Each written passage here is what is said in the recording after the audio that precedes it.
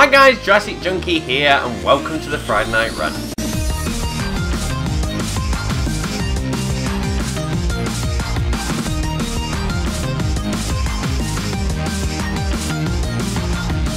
So it's been a bit of time, I know, but a cross between work and in fact the normal bull that I normally say why I haven't done a video, that is why. But anyway, I woke up this morning, it is a Friday and I thought, you know what, I fancy a good old rant. So what is the first thing we should jump into?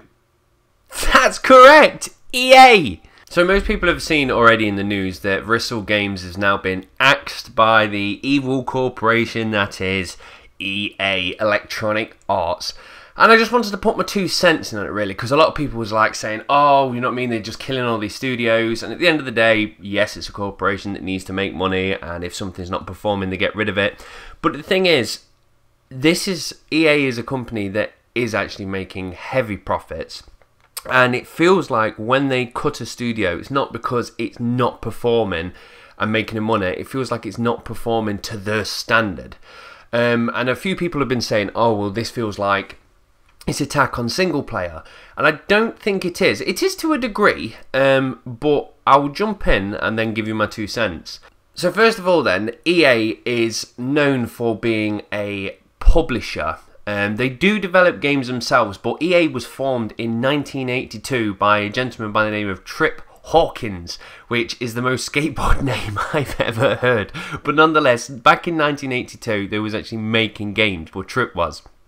And they was the first gaming company, to decide that it was possible to not do any of the work and use their name as clout and actually publish somebody else's game.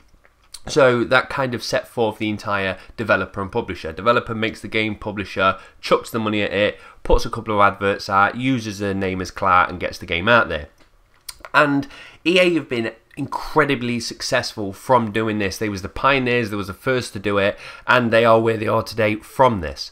But the problem is, to do this, EA went around swallowing up companies. And the problem is, EA is taken these companies and axed them, and in doing so killed some of the best IPs around. Now the first thing we need to start off with is Bullfrog. That is, for one, if you're not old enough to know who Bullfrog is, that means you're not old enough to be in the era of just the gaming. Dungeon Keeper. But yeah, Bullfrog did things like theme parks, Dungeon Keepers, Populous, so they kind of started the genre of God games. You controlled the world as such. And they eventually died in 2001. We had Westwood Studios that got axed, and they was the creators of Command & Conquer. Pandemic Games went under, and they did things like Saboteur, Destroy All Humans, and Star Wars Battlefront. Then we had DreamWorks, which, DreamWorks, I can remember every time a game booted up and it just started with that DreamWorks logo at the start, I was like, I'm in for a treat. And they did things like Trespasser. You got Maxis Software, who did things like SimCity. And now we've got Visual Games, who do things like Dead Space. So going through that list, they do sound like it's heavy on the single player, but again, these studios are quite old, so back then it was kind of only single player. But as you can see from that list, 2 of those titles are still alive today, and that's The Sims and Battlefront. So it's not necessarily a game that's online only, is the ones that they're keeping alive. It's the ones that they can sell extra content for you on. So when you've got things like online games, Battlefield and stuff like that, you can sell DLC, maps, weapons, skins, all that crap can be sold on. So that's a reason why they keep those IPs. But that doesn't just stick to the online games. You've got things like The Sims. So this is a game you can sit and play for hours and hours and hours by yourself. But it's a game that you can easily sell packs with. So you can give them animal packs and this packs and clothes packs and all that lot. So when people say, oh, they're killing the offline and story ones, it's kind of true, because The Sims isn't a story-driven game. Well, it is. It's the story that you make for yourself. But when you got things like the Saboteur and all that lot, they're the kind of games that don't lean well to DLCs or extra content and stuff like that. They're the kind of games that you play, and when you finish, you put a pin in it, you put it away and go, that was a fantastic game, and you move on to the other. So it seems like EA want to not only make profits, but they want the game to generate more profits down the line, and it seems like this is now their new model.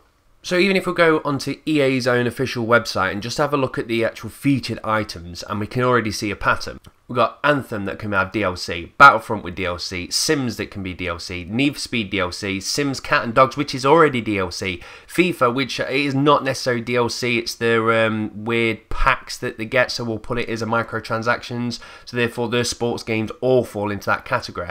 So the only thing that stands out is A Way Out. But the thing is, EA also have a separate division called EA Originals, where they find these little gems in the rough, and they are really, really good. For one, Unravel is one of them that came out a couple of years ago, and it was absolutely fantastic. It didn't come with DLC. It was untouched by the evil hands of EA. But the problem is, this is a company that has been built on finding games, using their name, and getting them out there. And I can understand as a developer, if I made a game, say I've made this little gem like Unravel, now I've got two options. One, I can go around and try and just spam it around and get the buzz up myself. So I could probably maybe get a Kickstarter fund, so get some little buzz that way. Put it onto Reddit, maybe pay for some advertising space, but that's a bag of shit and it don't work. So how do I get my name out there? Well, I could go and sign a contract with the devil, old Uncle EA, and in doing so, they'll inject some cash into me, and at the same time, my game will be on E3. It will be on the stage. All the gaming eyes across the world will now know what my game is. So so you can totally see why people do sign up to join EA, because it's the way to break in there and go, look at my game. But the problem is, their entire company is built on finding these games and publishing them. So I feel like EA Origins, fair enough, those games are untouched at the moment, but it feels like that's the net that they cast out and try and catch some new fish, and then once they've landed them on, they're going to beat them into submission or throw them in the we don't want to deal with you pile. Because the problem is, EA have so many IPs. When they've killed these companies, they still own that IP. So if they want to make a Dungeon Keeper, I know they did make a Dungeon Keeper, it was on mobile, we shan't talk about it, but if they wanted to make a Dungeon Keeper, they could. They've got theme parks, they could just make a pack of the retro pack and just throw that out there. Would it make lots of money? Yes. Would it make continuous money? No, because they need to sell extra content on top of it.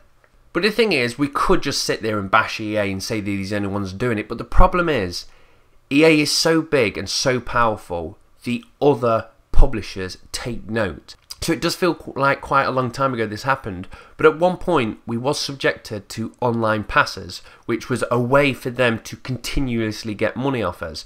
So if you went out and purchased a game that was online and it was made by EA, you wouldn't be able to play online, you would need to buy an online pass.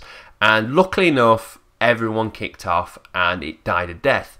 But still, Ubisoft went, what's that? You're doing well, you're making lots of money, online passes, and they jumped on it too.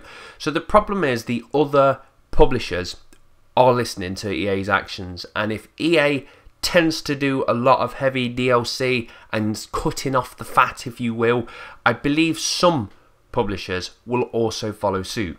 So yes, it is sad to see them go, and every time a development team go under, I always go, well, at least the IP's alive, the IP can be touched. But I feel like when it falls into EA's hands, that IP is as good as dead. It will not be brought back from the dead unless it's a mobile game, and we won't talk about that. So the next thing I want to talk about is Sunset Overdrive. Now, Sunset Overdrive is one of them games that was, granted, when I first saw it, I was like, it looks absolutely amazing. But when I played it, it was better than I could have expected. Even that much so, I own this hoodie. But the point was, when I played it, I was like, this is great, this is refreshing, this is new, and it's an exclusive for Microsoft. And the other thing I respected out of Microsoft was Insomniac Games, who created this game, had a deal where Insomniac kept the IP, something you would never be able to do with EA, but they could keep the IP intact. So once the game was finished, if they wanted to take their business elsewhere, they could, and Microsoft would allow them, which I thought was really, really nice of them. But Sunset did really well, and also they created some DLC, so watch it, EA may be after you now. But the point is, it's a game where I was like, there's definitely going to be a number 2 because it was so good. And what is annoying at the moment is Insomniac are saying, we want to make a second one. We need a publisher. And they've been saying this for a fair bit of time now. And Microsoft's just sat there not saying anything. And that would be fine if, let's say, it was Sony. If Sony was like, yeah, we're not too interested in renewing it. I'd be like, Sony, sort your shit out. It's such a good game. Please renew it. But Sony actually have quite a strong lineup of games coming into the next year. Microsoft don't. And I feel like when I came out of E3 this year, I was really upset with Microsoft. I was like, you've got this brand new console, the Xbox One X. It's the world's most powerful console. It's the first 4K console.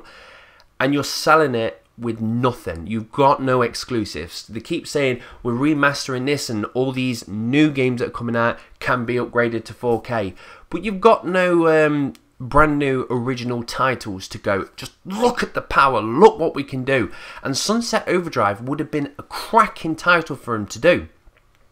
But the thing is, they are not investing money into it, and yet they've just spent millions and millions into Fable Legends and then axed it. They've axed a couple of their games. Now, I respect a company that can actually put so much money into a game, hold their hands up and go, it's not very good. Because that's what it is, it's trial and error. But this isn't a trial and error, it's been tried. It is amazing. Why are you not renewing it for a number 2?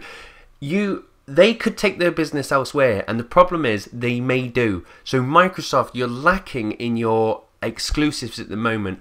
Grab it by the fucking horns, because there is a guy called Uncle EA.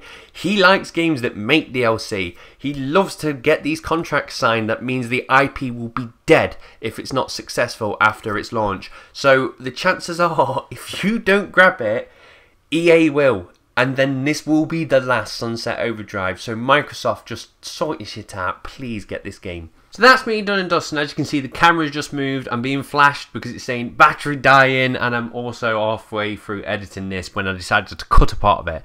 What I wanted to say is, with the Friday Night Rant, I know I've not been doing many, and I want to bring it back. But I also want to start talking about things in more depth. And to do that, I want to keep things separate. So a Friday Night Rant's great if there's a couple of small subjects and I can jump in and talk about them.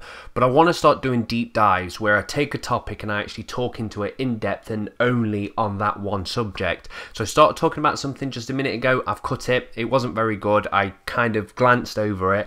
So I'm going to keep that for some deep dives. So there's going to be a few things changes to the channel. I may do the Friday Night Rants every 2 weeks. At least once a month, but I would say probably 2 weeks. But the point is, I want to start doing these deep dives more often, so I will be creating more content again. And the other thing I wanted to say is tonight I shall be playing Mario Odyssey because it's out today and I cannot wait to play it, so I will be streaming that, but I don't know if I'm going to do it on Twitch or Mixer. I might be changing things up, might be mixing things up. But what I wanted to say is I have now got a Discord server. I will put the link down below. If you go onto there, you can find out whenever I'm actually streaming or where I'm streaming, or if you can follow me on Twitter, you can do the same. But the point is, join the Discord server, because what I've found from it, at first it was just a place to be able to post and spam my content, but it's turned into a very rich, good community of gamers. I've spoken in the past where I've joined Reddit and it becomes toxic and it's horrible, and I've been looking and searching for this community I want to be a part of, and Discord has turned into it. We've got a good bunch of gamers in there. There's about 50 or so.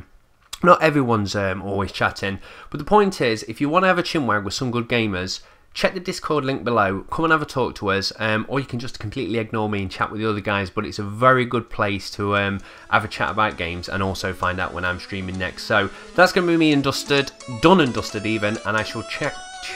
Can't talk. See you later. I'm done.